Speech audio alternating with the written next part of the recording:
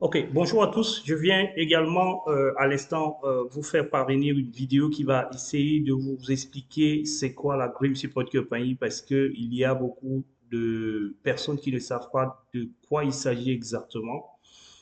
Très rapidement, en 10 minutes, j'espère que je pourrai rapidement vous dire ce que c'est. La Green Support Company, c'est une entreprise que nous sommes en train de mettre en place qui doit normalement avoir certains bureaux, déjà qui a un bureau au niveau de la Géorgie. L'État de Géorgie, c'est aux États-Unis avec pour capitale Atlanta. Nous sommes en train de voir dans quelle mesure mettre en place un bureau d'accueil qui n'est pas encore effectif, mais nous avons quand même, nous sommes déjà implantés là. Nous sommes en partenariat avec deux personnes qui vont normalement rentrer également dans le jeu du sujet dans les prochains mois parce que les choses commencent à se mettre en place. Nous avons également des partenaires au niveau, nous sommes en train de créer un partenariat au niveau du Togo avec notre ami togolais que nous avons consulté la dernière fois et qui, bien entendu, n'a pas encore fait signe. Au niveau de la RDC également, nous avons quelqu'un avec qui nous discutons depuis un certain nombre de temps. Il n'est pas aussi dynamique que nous souhaitons, mais nous espérons que c'est parce que les choses concrètes n'ont pas encore commencé. Nous cherchons quelqu'un au niveau du Sénégal parce que Max, qui était normalement supposé être et qui était même le leitmotiv de la Grip Support Company au niveau du Sénégal, il est maintenant au niveau de New York. Il a eu sa loterie et il est installé. Je crois qu'il va nous donner une autre personne avec laquelle nous allons travailler tout au long de notre existence. Nous avons également au Cameroun, où nous sommes en train d'ouvrir un bureau parce que nous pensons que c'est de là-bas que ça partira pour pouvoir alimenter tous les autres pays parce que sur place, nous avons pas mal de personnes qui sont. Il y a Patrice qui est là, il y a Patrick qui est là, il y a Stéphane également, voilà, les deux qui nous aident de ce côté. Voilà un petit peu ce que vous devez savoir, comment est-ce que nous souhaitons nous mobiliser dans les prochains mois. Ne me demandez pas pourquoi nous ne sommes pas dans tel ou tel autre pays, parce qu'on ne peut pas être partout à la fois et nous n'avons pas assez de moyens pour y être. Nous serons aussi en Europe, aussi en France. Nous avons aussi un partenaire France également qui va devoir nous donner un petit peu les conditions dans lesquelles nous pouvons normalement nous installer en France.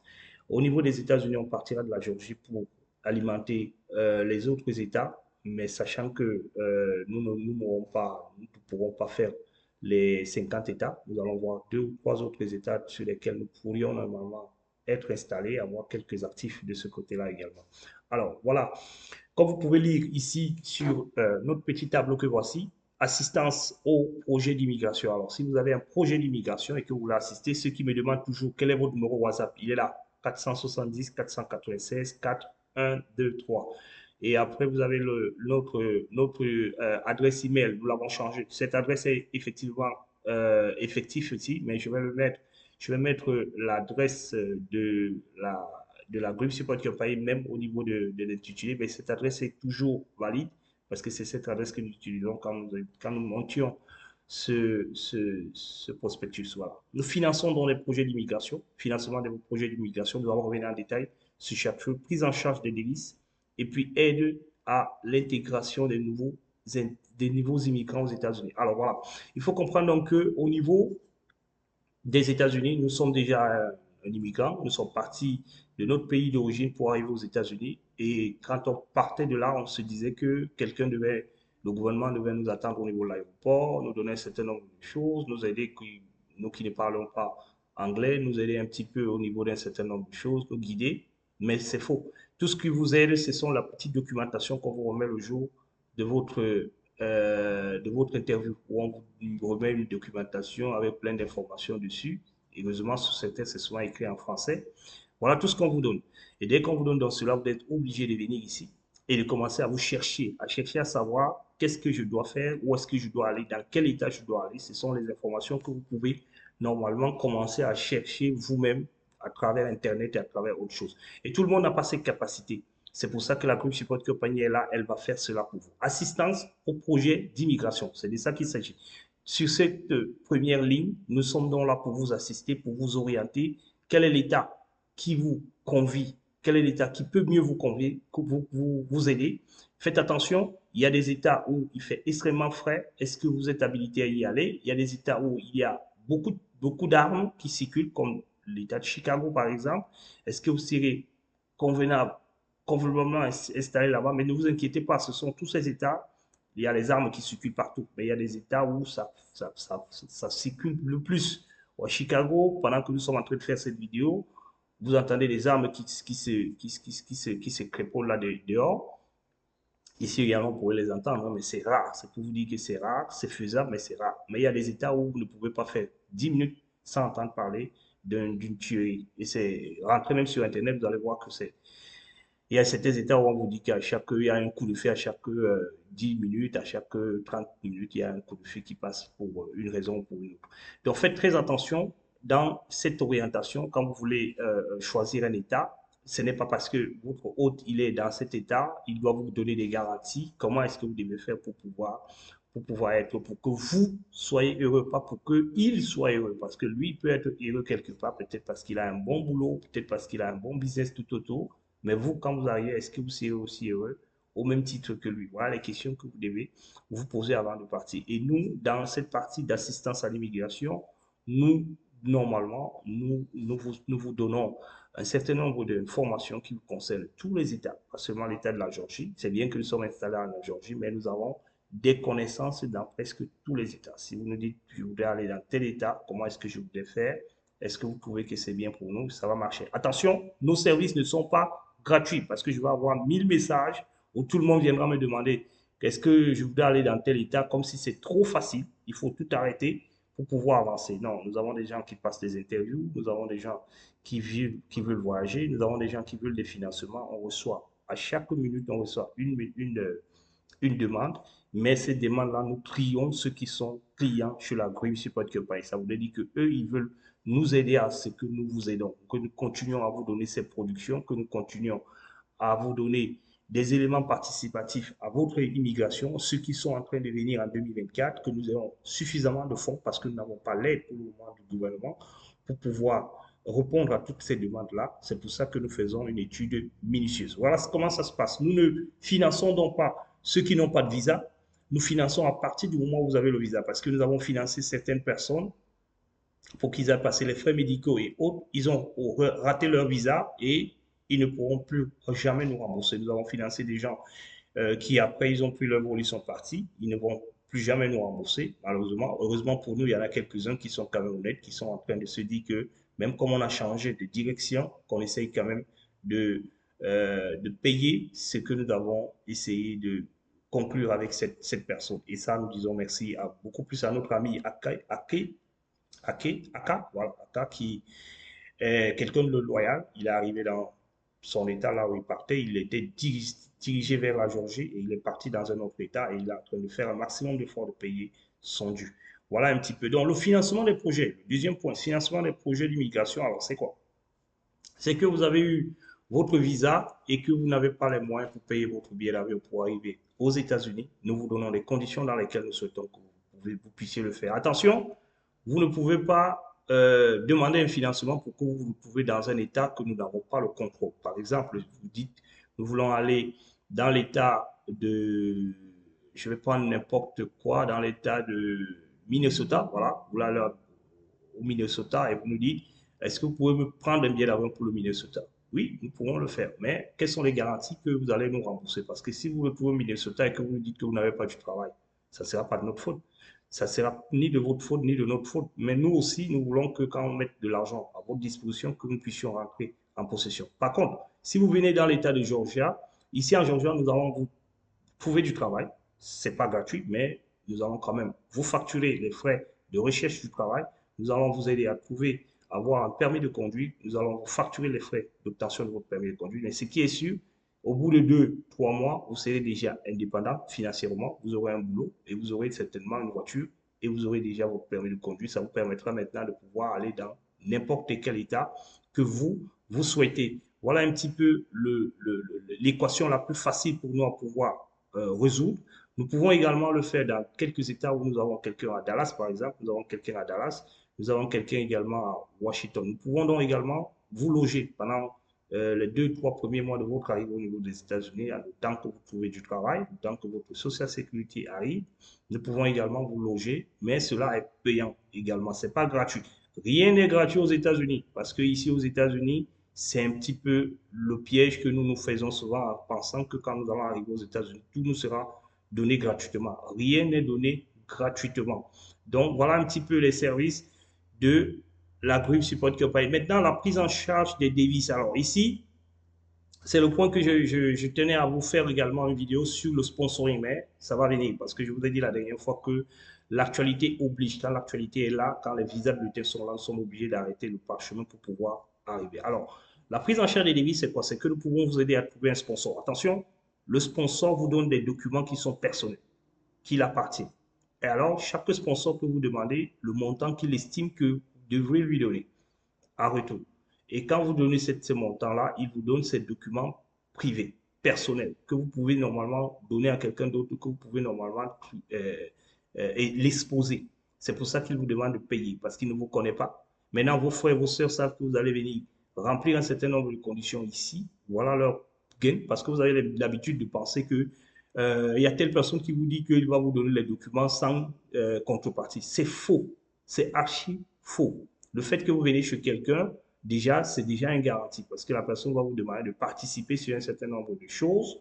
Et ici aux États-Unis, comme partout ailleurs, quand vous restez dans une maison et que vous participez, ça soulage un petit peu la personne responsable de cette famille. Donc, il y a toujours quelque chose en contrepartie qu'on vous demande.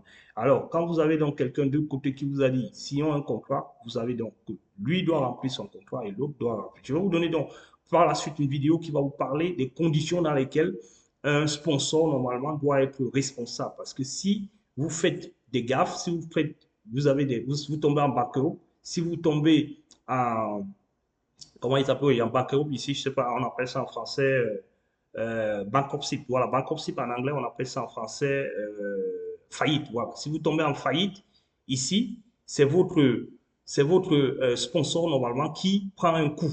Votre sponsor, la personne, parce que beaucoup de personnes sponsorisent, mais ils ne savent pas. Si vous tombez en faillite, c'est que le gouvernement normalement va dire les dettes que vous avez, le gouvernement les écrase et il essaie de payer vos créanciers en retour.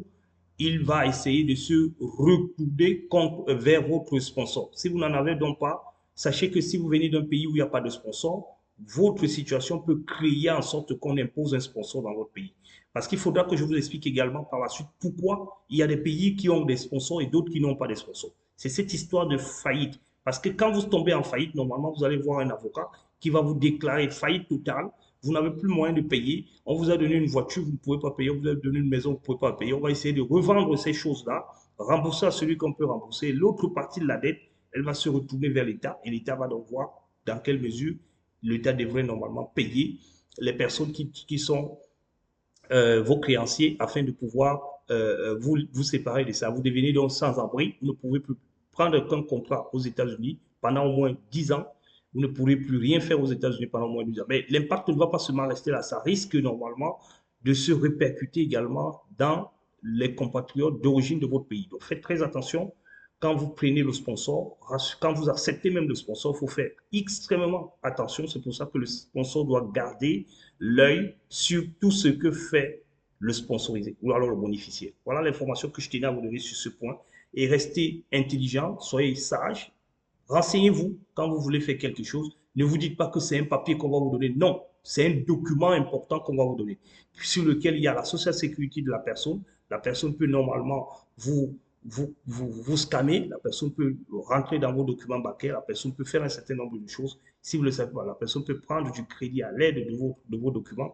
Et attention, c'est pour ça qu'il faut vraiment que vous fassiez très attention avant de signer quoi que ce soit. Surtout quand vous le faites avec une personne qui ne va pas rester dans le même état que vous ou alors qui ne sera pas dans la même maison que vous. Faites extrêmement attention. Voilà un petit peu les amis. Pour finir donc, l'aide à l'intégration des nouveaux arrivants. Nous l'avons un peu dit dans le coût de financement. Donc, nous assistons donc ceux qui viennent d'arriver et qui ont besoin de l'assurance maladie, qui veulent normalement un permis de conduire, qui veulent du travail. Voilà les éléments importants du départ, qui veulent le loyer.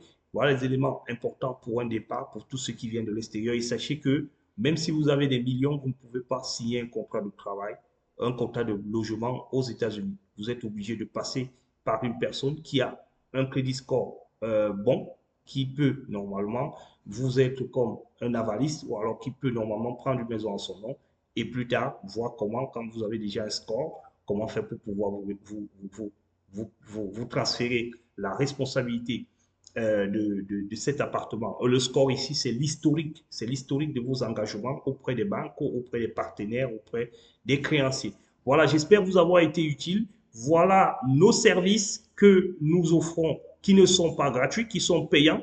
Donc, quand vous venez sur WhatsApp et vous nous demandez, vous avez raté votre interview ou alors vous avez fait votre interview ou alors vous n'avez pas fait votre interview, vous venez nous voir, souscrivez votre inscription à la Group Support Company quand vous avez déjà votre sélection. Nous allons commencer par là pour vous aider parce que c'est là où ça part. C'est cette partie que je n'ai peut-être pas évoquée ici. Sachez que dès que les résultats vont être publiés le 6 mai, nous serons là pour vous accueillir, pour vous orienter. Si vous payez vos frais d'inscription à la Group Support Company, nous allons vous accueillir et nous allons commencer à vous donner des dates probables pour pouvoir avancer. Tout ce que vous devez faire, c'est chercher de l'argent, c'est vous occuper, apprendre à conduire, apprendre l'anglais pour que quand vous arrivez ici, que ça puisse vous aider à ce que vous puissiez avancer. Ne venez pas dans notre WhatsApp nous demander à quel moment nous allons avoir cessé alors que vous n'avez pas participé à ce que nous puissions exister. Parce que vous êtes là, vous êtes sympathisant.